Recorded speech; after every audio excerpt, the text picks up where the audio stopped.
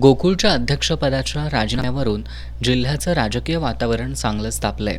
सत्तारूढ आघाडीतील समझोत्यानुसार अरुण डोंगळे यांच्या अध्यक्षपदाचा कार्यकाळ पूर्ण झाल्यानं त्यांना राजीनामा देण्याच्या सूचना जिल्ह्यातील नेत्यांनी केल्या होत्या.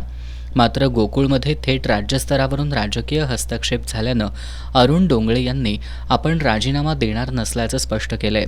गोकुळच्या संचालक मंडळाची बैठक आज आयोजित करण्यात आली होती. या बैठकीत गोकुळचे अध्यक्ष अरुण डोंगळे यांचा राजीनामा घेण्यात येणार होता.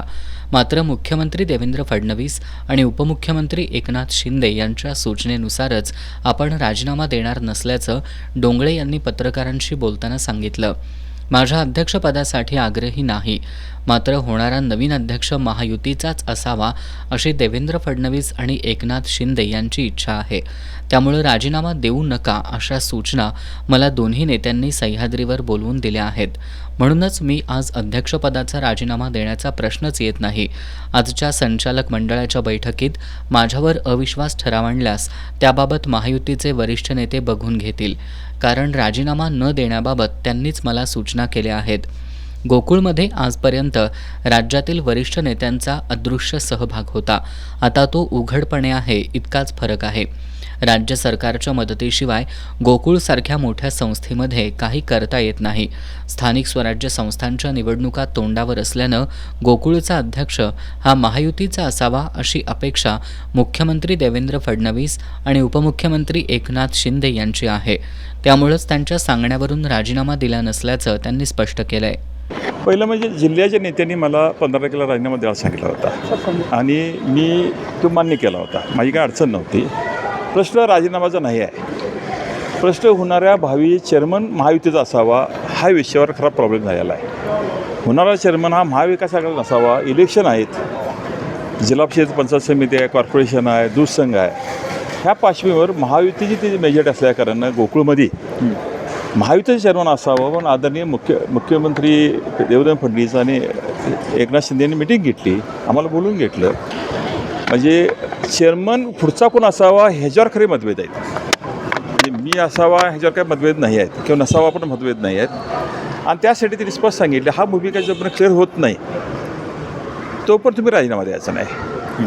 आता प्रश्न काय कोण घ्या, माझ्यावर काय आहे का, एक चेअरमन म्हणून माझं सजेशन राहील, राज्याचे मुख्यमंत्री देवेंद्र फडणवीस असतील, डेप्युटी सीएम एकनाथ शिंदे असतील, डेप्युटी सीएम अजितदादा असतील, किंवा पालकमंत्री प्रकाश आंबेडकर असतील, किंवा आदरणीय नामदार मुश्रीफ साहेब असतील, हिने 5 जण बसून मुंबईत हा विषय निर्णय घेणं काळाची गरज आहे. का त्यांना शेवटी महायुतीच्या जिल्ह्याच्या राजकारणामध्ये विचार केला तर गोकुळ मोठी संस्था आहे, त्याची यंत्रणा फार मोठी आहे आणि सगळ्याच गोष्टीवर परिणाम होणार असल्याकारणानं त्यांना महायुतीचा चेअरमन देतं पाहिजे. मला बोलून द्या, कोण असावा हा ते महत्त्वाचं नाही, पण महायुतीचा पाहिजे आहे.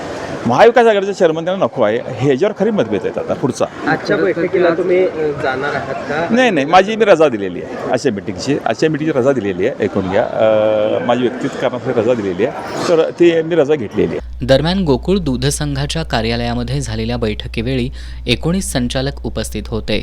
आम्ही सर्वजण संघाच्या नियमित मासिक संचालक मंडळ मीटिंगसाठी एकत्र आलेलो असून गोकुळ परिवार म्हणून आमच्या आघाडीच्या सर्व नेते मंडळींच्या नेतृत्वाखाली एकसंघपणे काम करत आहोत. आम्ही याही पुढं एकसंघपणे काम करत राहणार असल्याचं गोकुळचे ज्येष्ठ संचालक विश्वास पाटील यांनी सांगितलंय. गोकुळमध्ये आमची महाविकास आघाडी किंवा महायुती नाही, तर राजर्षी शाहू आघाडी आहे. त्या पॅनेलनुसार आम्ही सगळे एकत्र आहोत. आमचे नेते मंडळी ज्या पद्धतीनं सांगतील त्या पद्धतीनं आम्ही एकत्र काम करू. अरुण डोंगळे यांच्या राजीनाम्यासंदर्भात काय करायचं ते आमचे नेते मंडळी ठरवतील. आम्ही सर्व संचालक एकसंघ आहोत. अरुण डोंगळे यांनी आता त्यांची भूमिका ठरवावी अशी भूमिका ज्येष्ठ संचालक विश्वास पाटील यांनी मांडली आहे. त्यावेळेला पॅनल केलं, त्यावेळेला राजश्री शाहू पॅनल म्हणून असं केलं होतं.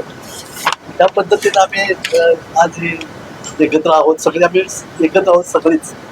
आणि आज आम्ही सगळे एकत्र असून जे काही आमचं नेते मंडळी सांगतील, आघाडीचे नेते आहेत सर्व आमचे, त्यांच्या पद्धतीने आम्ही सर्व बोर्ड एकत्र काम करू. अध्यक्ष रजे येतात, स्पष्ट माहिती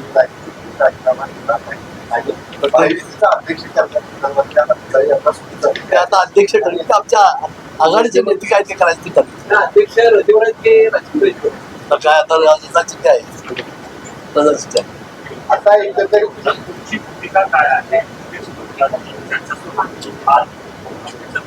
राजीनामा येणं अपेक्षित होतं पण ते घडलेलं नाही.